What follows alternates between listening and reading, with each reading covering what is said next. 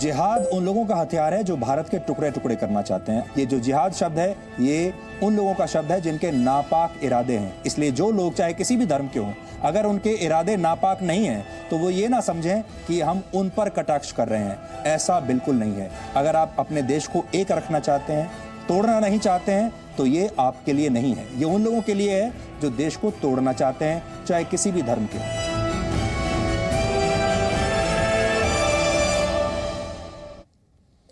पिछले 24 घंटे से भारत के कुछ तथाकथित डिजाइनर पत्रकार, बुद्धिजीवी और बहुत सारे लोग जो अपने आप को लिबरल कहते हैं, वो हमारी ये खबर से तिलमिलाए हुए हैं, बड़े गुस्से में हैं। और ये तिलमिलाहट इसलिए है क्योंकि हमने कल डीएनए में एक ऐसी साजिश के बारे में देश को बता दिया था जो साजिश वर्षों से चल रही थी। जम्मू में जमीन जिहाद वाली हमारी खबर पूरे देश में जबरदस्त उसकी प्रतिक्रिया हुई। लेकिन इस चर्चा से वो पत्रकार और वो बुद्धिजीवी चिढ़ गए जो पिछली सरकारों में दरबारी बने हुए थे और खुद को बड़े बड़े पुरस्कार दिलवा रहे थे। दरबारों के भरोसे अपनी नौकरी और अपना रोजगार चला रहे थे। ऐसे दरबारी पत्रकार खुद सच को छुपाते रहे हैं, आप लोगों को झूठ दिखाते रहे हैं इतने वर्षों तक, लेकिन अब सच दिखाने पर हमारा मुंह बंद करना चाहते हैं। टुकड़े टुकड़े गैंग के ये पत्रकार अब हमें पत्रकारिता का पाठ सिखा रहे हैं। इसलिए आज डीएनए में इनकी बात करना भी जरूरी है। कल हमने आपको यह दिखाया था कि देश के बेहद संवेदनशील राज्य में यानी जम्मू कश्मीर में अगर एक कानून को ही जिहाद का हथियार बना लिया जाए तो क्या देश को इस पर चिंता नहीं होनी चाहिए। ये एक ऐसी खबर थी जिसमें हमने उन मुट्ठी भर लोगों की साजिश की बात की थी जो जिहाद की बात करते हुए भारत के खिलाफ पाकिस्तान की पुरानी साजिश के एजेंट बने थे।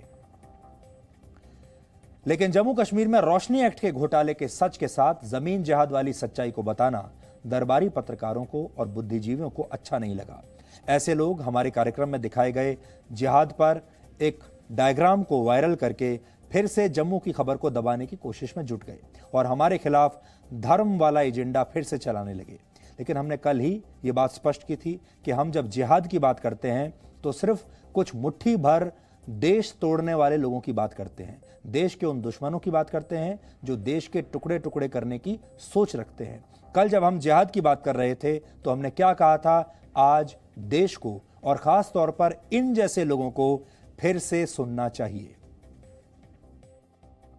जिहाद उन लोगों का हथियार है जो भारत के टुकड़े टुकड़े करना चाहते हैं। जिहाद अलग अलग हथियारों से, जो हथियार एक तो आपके वो हथियार हैं जिनसे जान ली जा सकती है, लेकिन एक वो हथियार हैं जिनसे दिमाग पर असर डाला जा सकता है। इसलिए एक सॉफ्ट जिहाद है और एक हार्ड जिहाद है, वैचारिक जिहाद भी है और कट्टर जिहाद भी है। इसलिए आज हमने आपके लिए डिकोड किया है। और फिर हम बता दें, ये जो जिहाद शब्द है ये उन लोगों का शब्द है जिनके नापाक इरादे हैं। इसलिए जो लोग चाहे किसी भी धर्म के हों, अगर उनके इरादे नापाक नहीं हैं तो वो ये ना समझें कि हम उन पर कटाक्ष कर रहे हैं। ऐसा बिल्कुल नहीं है। अगर आप अपने देश को एक रखना चाहते हैं, तोड़ना नहीं चाहते हैं, तो ये आपके लिए नहीं है। ये उन लोगों के लिए है जो देश को तोड़ना चाहते हैं, चाहे किसी भी धर्म के हों।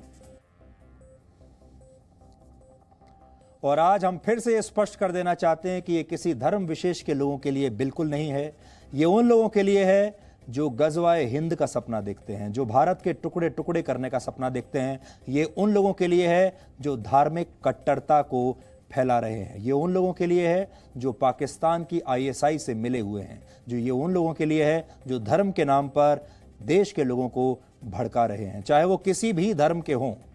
और हम ये भी जानते हैं कि देश के जो ज़्यादातर मुसलमान हैं वो अमन पसंद लोग हैं, उन्हें गज़वाए हिंद से कोई लेना देना नहीं। लेकिन जो मुट्ठी भर लोग उनके साथ मिले हुए हैं, क्या हमें उन्हें एक्सपोज करने का अधिकार नहीं है? बिल्कुल है। हमने कल के डीएनए का यह हिस्सा इसलिए आपको दिखाया क्योंकि उन दरबारी पत्रकारों और बुद्धिजीवियों का पूरा एजेंडा ध्वस्त हो सके जो जिहाद का नाम लेने से चिढ़ गए। इन्हें हिंदू आतंकवाद से तो कोई परेशानी नहीं होती, लेकिन अगर देश के खिलाफ जिहादी साजिश का सच कोई बताए, जिहाद का नाम कोई ले ले, तो ये हमारे खिलाफ कैंपेन चलाने लगते हैं। असल में इनका मकसद ये होता है कि ये जिस असली खबर की चर्चा चल रही है वो दब जाए, क्योंकि हम वो खबर लेकर आए थे जिस पर कोई बात नहीं करता, जो खबर मीडिया के एजेंडे को सूट नहीं करती, इन दरबारी पत्रकारों को सूट नहीं करती, जिनमें ऐसी खबरें दिखाने की हिम्मत तो दूर, ऐसी खबरों का सच छुपाने में वो हमेशा लगे रहते हैं।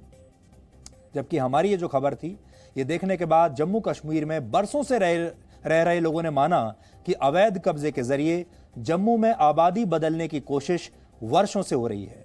जम्मू कश्मीर के पूर्व डिप्टी मुख्यमंत्री उप मुख्यमंत्री निर्मल सिंह ने कहा कि आबादी में बदलाव की कोशिश ये तर्कसंगत मुद्दा है और इसे उन्होंने जम्मू के जंगलों में अतिक्रमण को 1970 से देखा है, जब वो एक छात्र हुआ करते थे। ऐसा उन्होंने ट्वीट किया है।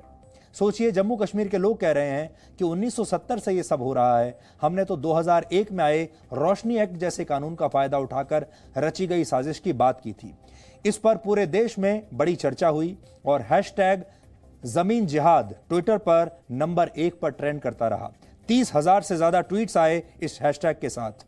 7 घंटे से ज्यादा वक्त तक यह ट्विटर पर ट्रेंड कर रहा था। हमारी इस खबर पर हौसला बढ़ाने के लिए प्रतिक्रियाएं भी आई हैं, वो आज हम आप सबको दिखाना चाहते हैं।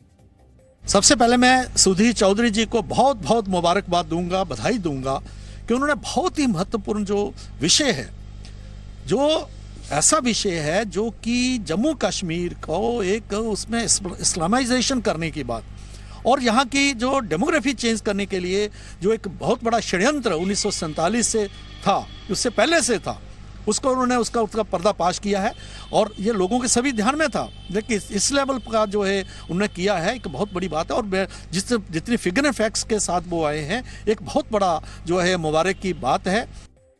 जी हमेशा आई ओपनर रहा है, जी चैनल, जी न्यूज़, और उसमें ये बात पता चल गई। इससे पता चलता है कि कैसे वहाँ के जो मुख्यमंत्री थे, कैसे लोग लूट रहे थे, कैसे वहाँ पर गरीबों का शोषण हो रहा था, कैसे अत्याचार हो रहा था, उन्हीं की जो कश्मीरियों की ज़मीन हथिया रहे थे। और उससे आज ये भी पता चल गया कि इससे कांग्रेस की भी परतें खुलती जा रही हैं। तो ये बहुत अच्छा, तो धन्यवाद जी ये आंख खोलने के लिए और देश को और एक कांग्रेस का रियल फेस दिखाने। देखिए, आपने खुलासा किया, आपको धन्यवाद। और जहाँ कहीं पर भी कुछ गड़बड़ी हो तो उसका खुलासा होना चाहिए, उसका सच सामने आना चाहिए। किसी के साथ अन्याय हो रहा है तो न्याय होना चाहिए, कोई जाति कर रहा है तो उसके खिलाफ कार्रवाई होनी चाहिए।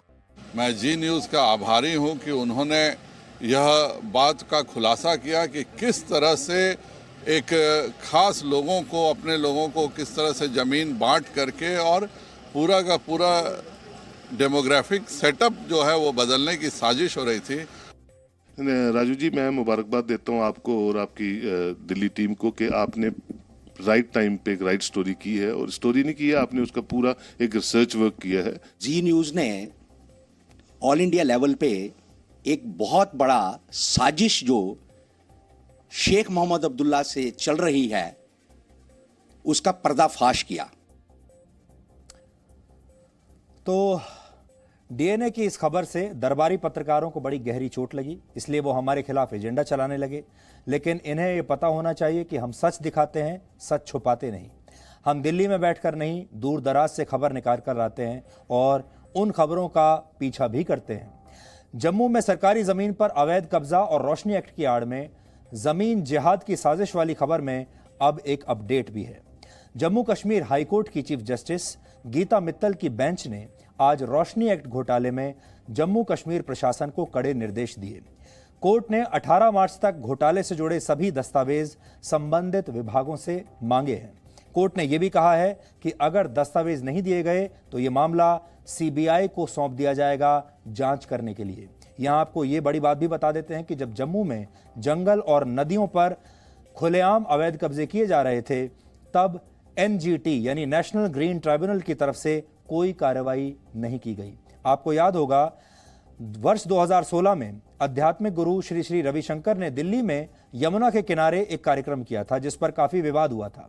पर्यावरण को नुकसान पहुंचाने के आरोप में एनजीटी ने श्री श्री रविशंकर की संस्था आर्ट ऑफ लिविंग से 5 करोड़ रुपए का मुआवजा मांगा था। जिस जगह पर यह कार्यक्रम हुआ था, आज उस जगह के ठीक सामने यमुना के किनारे खुलेआम अवैध कब्जा करके मकान बन रहे हैं। यहां पर आपको एक पुरानी बात बताते हैं। जब सुप्रीम कोर्ट के चीफ जस्टिस वाई.के. सबरवाल थे, तब उन्होंने तमाम एजेंसियों को बुलाकर यमुना के किनारे किसी स्मारक निर्माण की सहमति बनाई थी। अगर ये ना हुआ होता तो आज यमुना के किनारे आप जो अक्षरधाम मंदिर देखते हैं, ये जमीन भी अवैध कब्जे का शिकार हो जाती। सही समय पर यहां पर अक्षरधाम मंदिर बन गया तो ये जमीन बच गई, वरना ये जमीन भी, इस पर भी अवैध कब्जा हो चुका होता। लेकिन अब ये पूरी जो जमीन है जिसमें जम्मू में हम जो बात कर रहे हैं, जो कि वन विभाग की जमीन होनी चाहिए, जो नदी के किनारे जमीन है, इस पर एनजीटी को अपना दावा पेश करना चाहिए और एनजीटी को इस पर एक्टिव होना चाहिए और इस जमीन को खाली करवाना चाहिए। हमने कल जिहाद की बात की थी, इसलिए आज आपको इसके इतिहास के बारे में भी थोड़ा सा जानना चाहिए। इस्लाम को मानने वालों के दो प्रमुख ग्रंथ हैं, कुरान और हदीस। कुरान में मोहम्मद साहब के उपदेश हैं, लेकिन इसमें इस विषय पर कोई चर्चा नहीं है कि शासन कैसे चलाया जाए। मोहम्मद साहब की मृत्यु के 200 वर्षों के बाद हदीस लिखी गई। हदीस अरबी भाषा का शब्द है जिसका अर्थ है रिपोर्ट। हदीस के कुल 6 संग्रह हैं। कुरान में जिहाद का अर्थ है तपस्या, लेकिन हदीस में जिहाद का अर्थ है धर्म युद्ध। गजवाए हिंद का उल्लेख भी पहली बार हदीस में ही आता है और गजवाए हिंद भी एक प्रकार का जिहाद ही है। गजवाए हिंद का अर्थ है एक ऐसा युद्ध जो मोहम्मद साहब के निर्देश के मुताबिक लड़ा जाए। इस मान्यता के अनुसार हर मुसलमान का कर्तव्य है कि वो सुनिश्चित करे कि दुनिया भर में बुत परस्ती यानी मूर्ति पूजा बंद होनी चाहिए, क्योंकि मूर्ति पूजा बंद होने के बाद ही दुनिया में इस्लाम का राज कायम हो सकेगा। आप इस बात को ऐसे समझिए कि भारत में सबसे ज़्यादा हिंदू रहते हैं, यानी भारत में सबसे ज़्यादा मूर्ति पूजा होती है। इसलिए भारत के हिंदुओं का जब तक धर्म परिवर्तन नहीं होगा तब तक गजवाए हिंद का सपना पूरा नहीं होगा। इस मानसिकता के अनुसार गजवाए हिंद तभी संभव है जब या तो भारत के कई टुकड़े हो जाएं या फिर भारत पूर्ण रूप से इस्लामिक देश बन जाए। और ये मैं नहीं कह रहा, ये आपको अलग अलग किताबों में, साहित्य में और हदीस में लिखा हुआ मिलेगा। भारत में 2 नेशन थ्योरी और इस्लामिक राष्ट्र की विचारधारा इसी मानसिकता का नतीजा है। और मैं आपको यहां पर कुछ बताना चाहता हूं। मेरे पास एक किताब है जो मैं आपको पढ़कर बताता हूं। यहां से इस समय मेरे हाथ में जिहाद के इतिहास पर लिखी गई एक मशहूर किताब के कुछ हिस्से हैं। इसके लेखक हैं रॉबर्ट स्पेंसर। उन्होंने भारत में जिहाद की साजिश को लेकर जो लिखा है उसके कुछ हिस्से मैं आपको पढ़कर बताना चाहता हूं। ये 2018 में पब्लिश हुई थी और इसमें उन्होंने ज़ियाउद्दीन बर्नी के हवाले से लिखा है। Barney recounted they proceeded to a nearby island where nearly 10,000 men in Jajnagar had taken refuge with their women, children, kinsmen and relations. But the Muslims transformed the island into a basin of blood by the massacre of the unbelievers. ऐसा उसमें लिखा हुआ है। ये इसी किताब के कुछ अंश मैं आपको पढ़कर बता रहा हूं।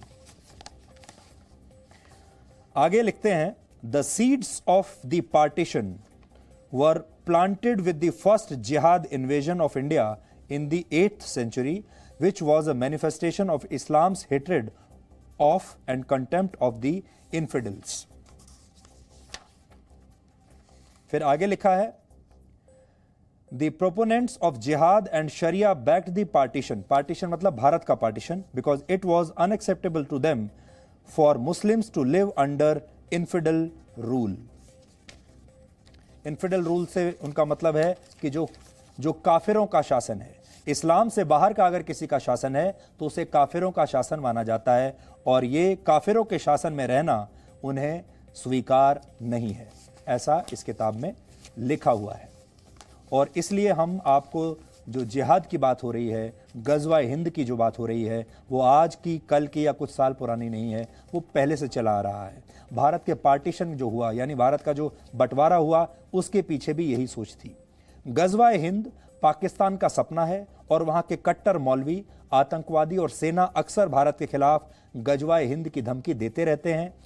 वर्ष 710 तक भारत में इस्लाम का नामो निशान नहीं था। वर्ष 711 में मोहम्मद बिन कासिम ने सिंध पर आक्रमण करके पहला इस्लामिक राष्ट्र बनाने की कोशिश की थी। ये कोशिश अगले 1200 वर्षों तक चलती रही, जिसे आज भी कई लोग जिहाद का नाम देते हैं। आज जिहाद की इसी विचारधारा को मानने वालों की संख्या भारत में तेजी से बढ़ने लगी है और आज भारत के ही कई बुद्धिजीवी और डिजाइनर पत्रकार लिबरल होने के नाम पर इसी जिहादी विचारधारा के साथ अपने एजेंडे को आगे बढ़ा रहे हैं, धर्मनिरपेक्षता के नाम पर और सेकुलरिज्म के नाम पर। जबकि ये सेकुलरिज्म नहीं है, ये धर्मनिरपेक्षता नहीं है। धर्मनिरपेक्षता वहां है जहां सारे धर्मों को एक साथ माना जाए, एक साथ सबका सम्मान किया जाए। और आज हम आपको ये जो एजेंडा जो चल रहा है, हम इसके खिलाफ हैं। हम किसी धर्म के खिलाफ बिल्कुल नहीं हैं, किसी धर्म को मानने वालों के खिलाफ बिल्कुल नहीं है।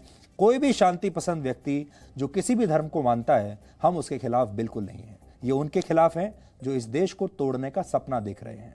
और अगर कोई साजिश हो रही है और उस साजिश का खुलासा हम देश के सामने कर रहे हैं, तो ये बुरी बात नहीं है।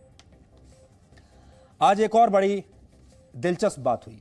आज राज्यसभा में कांग्रेस के नेता कपिल सिब्बल ने यह मान लिया कि नया नागरिकता संशोधन कानून से देश के मुसलमानों को कोई खतरा नहीं है। ये कांग्रेस के नेता कह रहे हैं। सबसे पहले आप देखिए और सुनिए कि गृह मंत्री अमित शाह के सवाल पर कांग्रेस के सांसद कपिल सिब्बल ने नए नागरिकता कानून को लेकर क्या कहा। मैं कहता हूं कि ये सदन में बैठे हुए सारे विद्वान लोग हैं।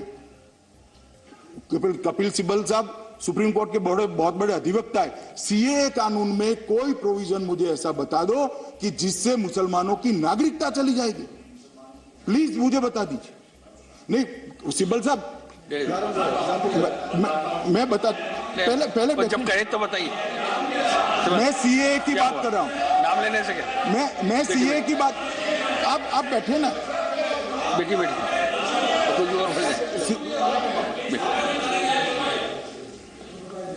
गृह मंत्री जी, कोई ये नहीं कह रहा कि सीएए किसी की नागरिकता के छीनेगा। हम नहीं कह रहे।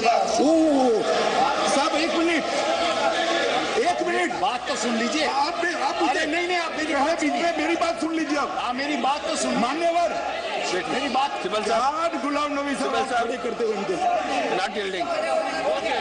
कहता है, कानून ये कहता है कि जब एनपीआर होगा उसमें 10 सवाल, बात तो सुनिए मेरी, एनपीआर होगा उसमें 10 सवाल और पूछे जाएंगे। और जो एन्यूमरेटर है, जो राज्य सरकार का अध्यक्ष है, वो जाकर को पूछेगा। ये भी बता देता हूं। उसके बाद वो डी लगा देगा डाउटफुल। उसके बाद इंक्वायरी शुरू होगी। और ये मुसलमानों के प्रति नहीं है, ये गरीब लोगों के प्रति है, ये जो दलित लोगों के प्रति है, ये सब। तो आपने देखा कपिल सिब्बल खुद ये मान रहे हैं कि नागरिकता कानून से किसी की नागरिकता नहीं छीनी जा रही। और गृह मंत्री ने आज संसद में यह भी साफ किया कि नेशनल पॉपुलेशन रजिस्टर यानी एनपीआर में किसी से भी कोई दस्तावेज नहीं मांगा जाएगा। यानी हमारे देश के जो नेता हैं, बुद्धिजीवी हैं, पत्रकार हैं, एक्टिविस्ट हैं, इनके एक गठबंधन ने देश में गलतफहमी पैदा करके डर का ऐसा माहौल बना दिया जिसका कोई आधार था ही नहीं। तो अब सवाल यह है कि जब किसी की नागरिकता खतरे में नहीं है, जब कुछ होने ही नहीं जा रहा है, तो इसके विरोध में इतने धरने प्रदर्शन क्यों किए गए, शाहीन बाग क्यों बनाए गए, हिंसा क्यों हुई, दंगे क्यों फैलाए गए, और क्या यह मान लिया जाए कि शाहीन बाग सिर्फ और सिर्फ एक राजनीतिक साजिश थी। अब यह तस्वीर आप देखिए, जब मैं शाहीन बाग गया था, जब किसी की नागरिकता जा नहीं रही है, जो कि अब कांग्रेस के नेता खुद मान रहे हैं, तो फिर ये सारे विरोध प्रदर्शन क्यों हो रहे थे, किसके लिए ये हो रहे थे? ये एक बड़ा सवाल है जिसके साथ आज हम आपको छोड़कर जा रहे हैं।